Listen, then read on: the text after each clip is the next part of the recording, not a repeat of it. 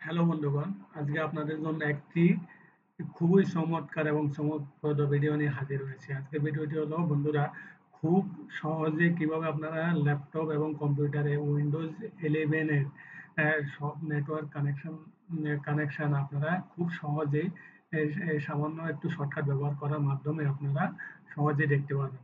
বন্ধুরা চলুন ভিডিওটি শুরু করা যাক।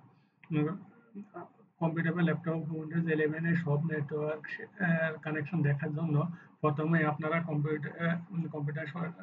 কম্পিউটারে উইন্ডোজ প্লাস আর প্রেস করবেন। প্রেস করার পর যে উইন্ডোজ আসবে সেখানে লিখবেন ncpa.cpl লিখে এন্টার প্রেস করবেন। প্রেস করলে আপনারা দেখতে পাবেন যে আপনাদের কম্পিউটারে সকল নেটওয়ার্ক কানেকশন শো করতেছে। এছাড়াও আপনারা কন্ট্রোল প্যানেল থেকে আপনারা আপনাদের সকল নেটওয়ার্ক কানেকশন দেখতে পাবেন। এভাবে বন্ধুরা আপনারা খুব সহজে উইন্ডোজ 11 এর নেটওয়ার্ক কানেকশন গুলো দেখতে পাবেন।